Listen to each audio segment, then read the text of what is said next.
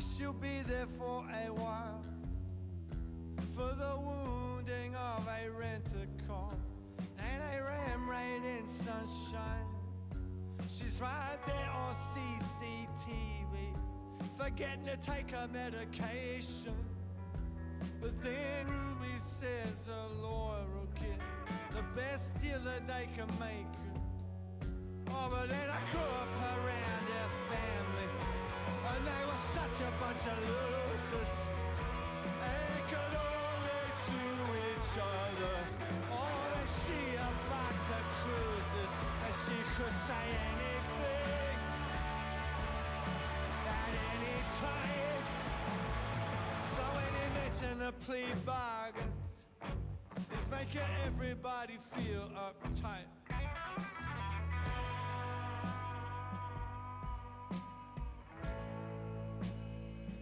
You left my ties down.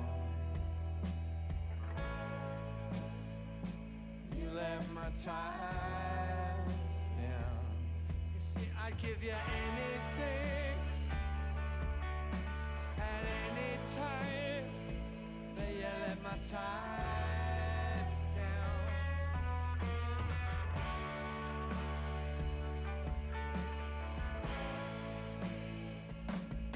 I picked a car up from the depot.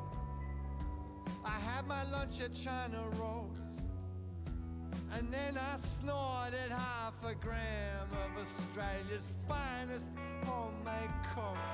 And a child was mauled by bullets outside the High Point shopping center, while a two-rack tractor in effect bit down on her placenta. And an army surplus load of coke, the outskirts of parole. It's raining in Victoria, so the shit's under control.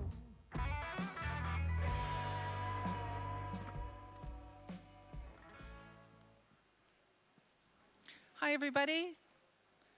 It is a real delight to now introduce Omar Musa, who is going to give you a sermon called UnAustralia. Omar will be signing books at the end of this session, so please come along, buy a book, and say hello. But in the meantime, come listen to Omar Musa.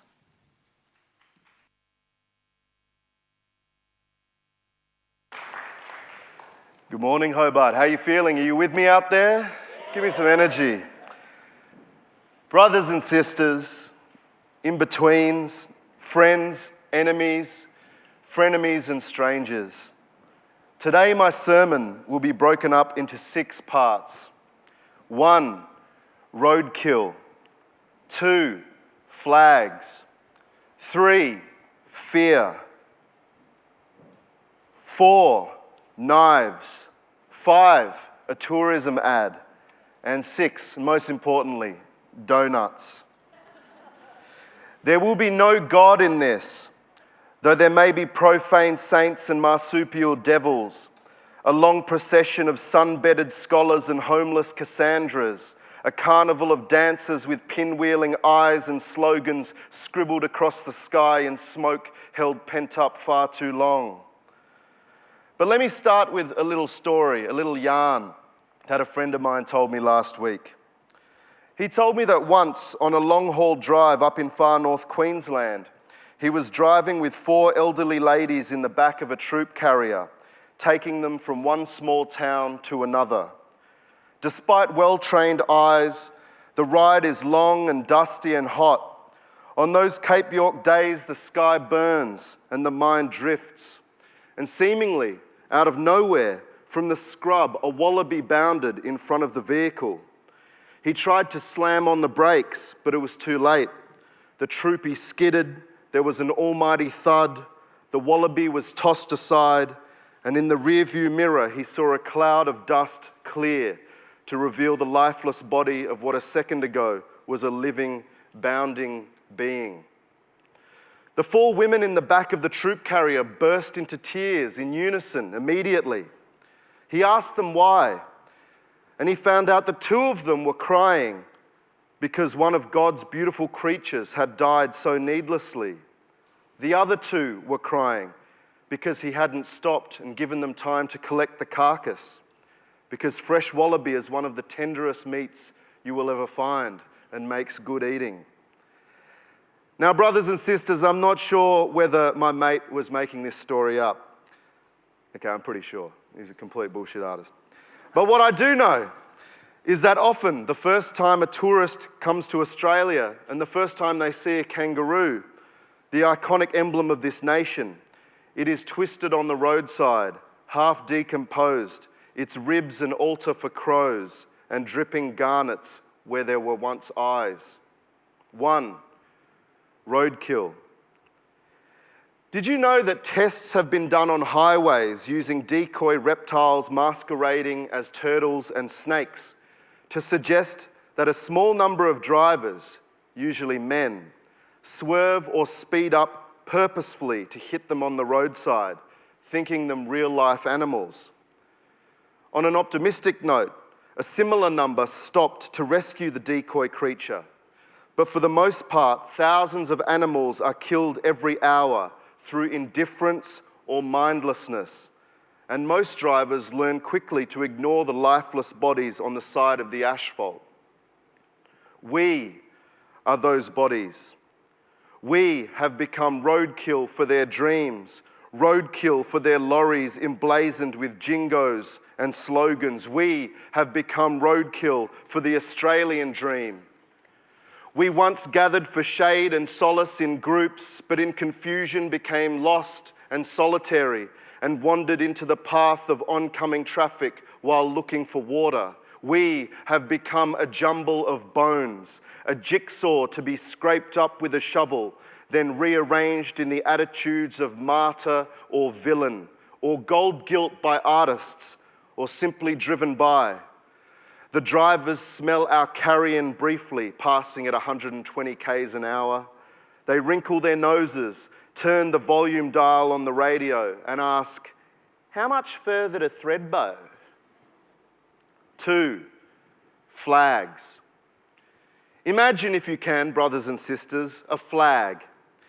The flag is 2 by 4 meters, extra reinforced for high winds, UV resistant with a double-stitched hem. 6 white stars with razor-sharp edges, 3 heraldic crosses overlaid on ultramarine blue. There is no grounding flagpole, no concrete anchor. It merely ripples in the blackness of space, slow and smooth wavelets like stingray wings in a remote reef. Now imagine from that darkness a hand resolving in front of you, knuckles, tendons and lines of palmistry. Imagine the hand sculpts itself into a fist. Imagine the fist is wrapped around a lighter, sky blue plastic and pressurized gas. Thumb, spark, flint, fire, soft flame. The fabric of the flag catches immediately, ecstatically. At first, we envision a conflagration the size of our bleakest dreamings, some vivid hell, some Old Testament furnace where heretics are burned.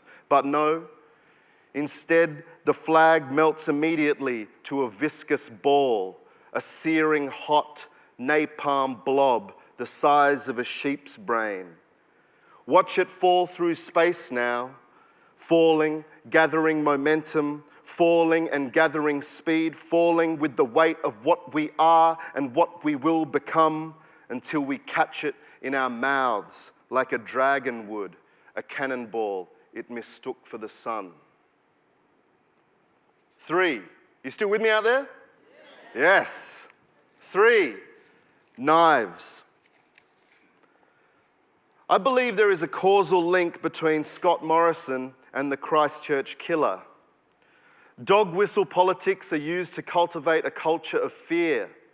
When freedom of speech becomes hate speech and flourishes unfettered, then becomes the norm, we cannot be surprised when killers appear, magnified versions of the norm, the pointy end of an ever-sharpening knife.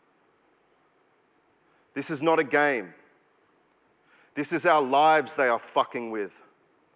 We are not inoculated here. when we yell about the slippery slope of hate and fear, cataclysms that could one day occur if nothing is done, death and camps and inhumanity, you say we are being overdramatic.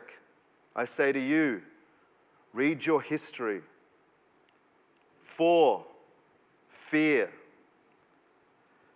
The other day I was reading a book by the Swedish writer Sven Lindqvist called Exterminate All the Brutes. He referred to Joseph Conrad and H.G. Wells' literary descriptions of invisibility, which they both believed would render one inhuman, whether it be an ivory trader exercising imperial power in the jungles of Africa, out of sight, out of mind, or a man literally becoming visible due to a scientific experiment. The invisible man was described by Wells as someone who had become purely selfish. And later, Conrad described the overriding theme of a heart of darkness as pure selfishness. Invisibility plus power means the state can act with impunity. Think black sites, think Manus. But invisibility minus power means death.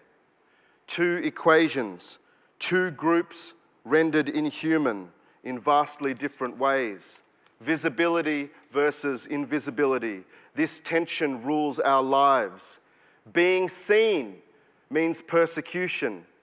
Not being seen erodes selfhood. When we are visible, we are distorted, cartoon villains. And so, to all intents and purposes, we remain invisible at the same time. My friends, fear, not love, is our Rome. All our roads lead back to it. Fear, the beating heart of man. As Lindqvist says, I fear, therefore I am. People argue with me about this, but deep down, they fear that I'm right.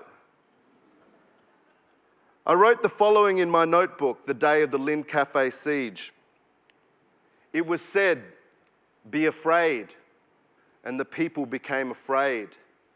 I stood, a dwarf in a petrified forest, watching them dance the ancient dance. There was joy in their terror and laughter too. People baked bullets into their bread. They chopped up newspapers and fried them with sliced onions and sizzling steaks. They stroked surveillance cameras between their legs. They treated TV screens like wells, dipping buckets into them, filling teacups and offering them to neighbours. At times it held the shape of mirrors and men, but mostly the fear spread across the waking earth like gas, and gas expands to fill whatever vessel it is put in. Today, a man would not serve me at the supermarket. A woman crossed the street to avoid me. An anonymous email wished death upon me, and I too became afraid. My friends, I wish I could give this to you a little bit sweeter, but it is, dark and dangerous thoughts that I'm supposed to be showing you. And as Bertolt Brecht said, even the hatred of squalor makes the brow grow stern. Even anger against injustice makes the voice grow harsh. Alas, we who wished to lay the foundations of kindness could not ourselves be kind. Brothers and sisters, it may come as a surprise to you that despite my devastatingly good looks and erudition, that's funny, right? I'm not very good looking. All right. There are people out there who do not wish the best for me, for your boy. Most of the time, these people who send vitriol my way are nameless, faceless Twitter eggs and what have you. But every now and then, the people who send hatred my way are very, very recognisable indeed. And I'm thinking in particular about a fella who goes by the name of Mark Latham, that you might have heard of, who said that I was spreading a radical, violent Islamist agenda somehow through doing love poems and stuff. And you know what's fucking crazy is I voted for the cunt in 2004. I bet heaps of you did, actually. It was the devil in the deep blue sea at that point, John Howard and Mark Latham. Anyway, I was living in California at the time, studying at the University of California, Santa Cruz. And I had to catch 3 buses from Santa Cruz to get to the Australian consulate in San Francisco to vote for Mark fucking Latham. And not only that, I stayed in the lobby afterwards trying to convince other people to vote for Mark Latham. And this is how he repays me. I'll tell you, man, that guy could make honey go off, I swear to God. But one of the main things that these characters in the peanut gallery aim at me is that I'm un-Australian. They say that bloke, Osama Mawusu, he is bloody un-Australian. So I thought I'd write a letter. No, it's more like a tourism ad to the people who call me un-Australian. Do you want to hear that? Yeah. All right. Let me tell you what's un-Australian, mate. Australia. It's time we shuffle this country off to deed poll, I reckon. Sign the papers, add 2 letters, and rename it Un-Australia. Un-Australia, an ill-advised artwork defined by negative space. We define selves by what they are not. Crude white lies told in blackface. Hey, come watch the parade in Un-Australia. Land of the fair-skinned, fairy-bred, fair go. Let's put a shark net around the island, mummify childhoods in barbed wire, but please make sure it's 5,000 k's out of sight, out of mind, so we can relish our snap, crackle, pop, pop, pop, pop, pop. Watch Fruity Loops bounce around the porcelain, same colour as the flag we wipe our asses on when we take a plebiscite. Go postal in Un-Australia. Land of the culture wars. Get crop dusted by the heroin white noise of bureaucracy, stunned and softened up. Now jingo grenades bomb sense of self to phantom limb. You know the deal. Axe the tax, stop the boats. Aussie, Aussie, Aussie. Oi, it's Un-Australia, where politicians roll up shirt sleeves and go panning in the mainstream. The river formerly known as Shit Creek. They'll sift up some nuggets of fool's gold, but not even a mining boom could buy compassion. They smear Vegemite vows on the toilet wall. Go on, have a read. That which was written, that which was hidden. Punch-drunk love left the barflies smitten. Drive it like you stole it. Get in where you fit in. The brakes wear out when a nation's joy-ridden. It's Un-Australia. Hear voices detonate from tuck shop to quarter-acre block. Freedom of speech! Freedom of speech! But beware the fine print, my friends. All need not apply. If you're black, brown, Muslim, woman, queer, smart, proud, if you dare question a cross-eyed sacred cow, they'll twine newspaper headlines to a noose and lynch you from a Daily Telegraph poll. So welcome to Un-Australia.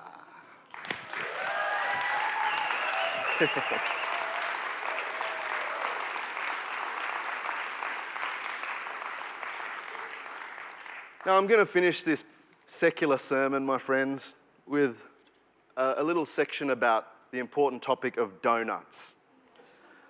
As you know, there are many types of donuts. Some have cinnamon, some have sprinkles, some are made of inflatable rubber and provide relief to hemorrhoid patients. I personally prefer a pink glazed donut accompanied by a raspberry Slurpee, or of course the classic hip-hop album by Jay Dilla, Donuts. There's a stereotype that cops love donuts, but maybe that's an American thing, because personally, I've never actually seen a cop eating a donut outside of a Hollywood movie, although I've often seen cops at the Queen Bee and McDonald's eating sausage and egg McMuffins, and I know that McCafe now sells Krispy Kreme. But I'm not here to talk about that type of donut. I'm going to talk about a type of donut I saw many times when I was growing up in the car park behind the block of flats that I grew up in. Imagine, if you can, a cop car, lights flaring blue, white, red, same colors as the aforementioned flag. The cop car is doing donuts on ancient Earth. It swings and leans, plumes and smokes, swings and leans again. In slow motion, it inscribes a wide circle, perfect as protractor, circumference in black tire tread. At the center of the circle is a statue, the figure of an old man. On his face, a smile of pride or malign indifference. It's hard to tell. After several hours, there is a huge wide circle that can be seen from space. The car drives off to God knows where. And if all of this wasn't strange enough, something even stranger occurs. At the edge of the circle, urging upwards, as if by some type of crystalline alchemy, are particles of glass, building upon one another to create an upturned bowl, a hemisphere of glass, a force field, a fortress, within which is a code of silence. And we, outside, are clamoring. We are knitting ourselves shoulder to shoulder. We, the precious flawed few, who in fact are many, we are waging war upon the center with love letter lyrics, with yelping, screaming, laughter in the dark, with hands sticky against the glass, with tellings of a lost past, of a future found. From the margins, we, with songs and poems and slashes of ink and paint, we, with combustible questions arranged on the tongue like origami fire flowers. We, with bravery, we are forging a new story, some syllables as heavy as anvils, some hummingbird light, but each one counts, and each to each. This, my friends, this is how we will sing down the fortress. Thank you.